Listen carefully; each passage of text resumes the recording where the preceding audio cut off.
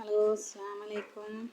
ഇനി ഞാൻ ചീരക്കറി ആയിട്ട് ഉണ്ടാക്കണം. പരിപ്പൊക്കെ ഇട്ടിട്ട് അതിലേക്ക് കുറച്ച് പരിപ്പ് നന്നായി കഴുകി വൃത്തിയാക്കിയിട്ട് കുക്കറിൽ ഇട്ടിട്ടുണ്ട്.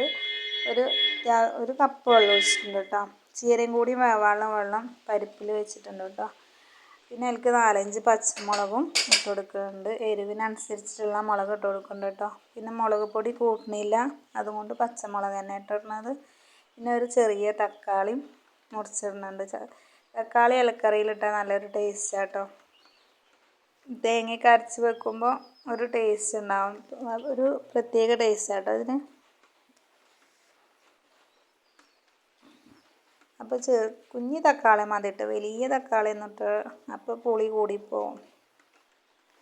ഇലക്കറിയുടെ സമയമല്ലേ, എല്ലാ ഇലകളും കഴിക്കാൻ പറ്റുന്ന ഒരു സമയം കേട്ടോ. കർക്കിടക മാസമല്ലേ. അപ്പോൾ കുക്കർ അടച്ച് വെച്ചിട്ട് വേവിക്കുക കേട്ടോ. അത് വേകുമ്പോഴത്തേനും ചീര റെഡിയാക്കാം, തേങ്ങ അരച്ച് വെക്കാം, ഒക്കെ റെഡിയാക്കി വെക്കാം കേട്ടോ. അപ്പോൾ അതാ ഈ ചീരയാണ് കേട്ടോ, സാമ്പാർ ചീര എന്ന് കേട്ടോ ഞങ്ങൾ ഇവിടെ ഈ നാട്ടിൽ പറയുന്നതിന്.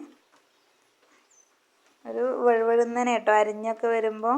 പിന്നെ അതിൻ്റെ നടുക്കൊരു പൂവൊക്കെ ഉണ്ടാവും കേട്ടോ, അതൊക്കെ കളയണം.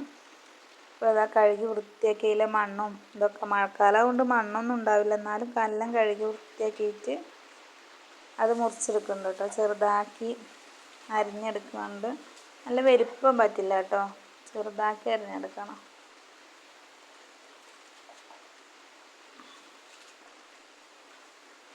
എല്ലാവർക്കും ഇഷ്ടമാവും, ഇലക്കറിയൊക്കെ അധികം ആൾക്കാർക്കും ഇഷ്ടമാവുമല്ലോ. പ്രത്യേകിച്ച് തേങ്ങയൊക്കെ അരച്ച് വെക്കുമ്പോൾ പിന്നെ ഒരു ചമ്മന്തിയും കൂടി ഉണ്ടെങ്കിൽ അടിപൊളിയാട്ടോ.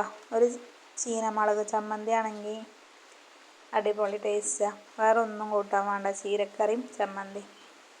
അപ്പോൾ അതാ ചീരയൊക്കെ അരിഞ്ഞ് സെറ്റാക്കിയിട്ടുണ്ട് കേട്ടോ. അതിൻ്റെ നടുക്കത്തെ പൂവാണത്, ഒരു റോസ് പൂവൊക്കെ ആയിട്ടുണ്ടാവുക. അതൊക്കെ എടുത്ത് കളഞ്ഞിട്ടുണ്ട്. അപ്പോൾ അത് ശരിയാക്കി. ഇനി അതിക്ക് ഇതാ ജീരകം, ചെറിയ ഉള്ളി, കുറച്ച് തേങ്ങ കേട്ടോ. അപ്പോൾ അത് അരച്ച് മാറ്റി വെച്ചിട്ടുണ്ട്. അപ്പോഴത്തേനും പരിപ്പ് വെന്ത് റെഡി ആയിട്ടോ. അതിലേക്ക് ചീര ഇട്ട് കൊടുക്കുന്നുണ്ട്. പരിപ്പ് വേവിക്കാൻ വെക്കുമ്പോൾ തന്നെ അതിലേക്ക് അത്യാവശ്യം വെള്ളം ഒഴിച്ചിട്ടാട്ടോ വെക്കുക. വേറെ പച്ചവെള്ളം ഒഴിക്കണതിനാണ് കേട്ടോ അതിങ്ങനെ ചെയ്യുന്നത്. പരിപ്പിൻ്റെ ഒപ്പം കുറച്ചധികം വെള്ളം വെക്കുക. പിന്നെ അതിൽ ചീരയൊക്കെ ഇട്ട് നന്നായി മുക്കി, പിന്നെ അതിൽ കുറച്ച് മഞ്ഞൾപ്പൊടി ഇടണം. കുറച്ച് മതി കേട്ടോ, ഒരു കളറിന് വേണ്ടിയിട്ട്. മഞ്ഞൾപ്പൊടി ഇട്ടാൽ നല്ലതാണല്ലോ, ഇലകളിൽ വല്ല എന്തെങ്കിലുമൊക്കെ ഉണ്ടെങ്കിൽ അത് പോയി കിട്ടുമല്ലോ. പിന്നെ ആവശ്യത്തിനുള്ള ഉപ്പ് ഇട്ട് കൊടുക്കാം. പിന്നെ അതൊന്ന് ഒരു 2-3-4 മിനിറ്റ് ഒന്ന് നന്നായി തിളച്ച് വേവിച്ചെടുക്കുക കേട്ടോ. പിന്നെ അതിലേക്ക് തേങ്ങ അരച്ചത് ഒഴിച്ചെടുക്കുക. തേങ്ങയും ചെറിയ ജീരകവും ചെറിയ ഉള്ളി കേട്ടോ. ഒരു 2-3-4 ചെറിയ ഉള്ളി മതി, ഒരുപാട് ചെറിയ ഉള്ളി വേണ്ട. ഒരു സ്പൂൺ ജീരകം കേട്ടോ തേങ്ങയിൽ കൂട്ടിയിരിക്കുന്നത്. അപ്പോൾ അത് ഒഴിക്കണത് വീഡിയോ എടുത്തിട്ടില്ല കേട്ടോ, അത് ഒഴിച്ചതിൻ്റെ ശേഷം എടുത്തത്. അപ്പോൾ നല്ല ടേസ്റ്റുള്ള ഒരു ഇലക്കറി റെഡി ആയിട്ടോ. ഇനി ഇങ്ങനെ വേണമെങ്കിലും കഴിക്കാം, പിന്നെ ഉള്ളി വറുത്തിട്ടിട്ട് വേണമെങ്കിൽ അങ്ങനെയും കൂട്ടാം കേട്ടോ. അപ്പോൾ അതാ ഞാനൊരു ചട്ടി അടുപ്പത്ത് വെച്ചിട്ടുണ്ട്. ഉള്ളി വറുത്തിട്ട് അതിലേക്ക് ഒഴിച്ചിടാം കേട്ടോ.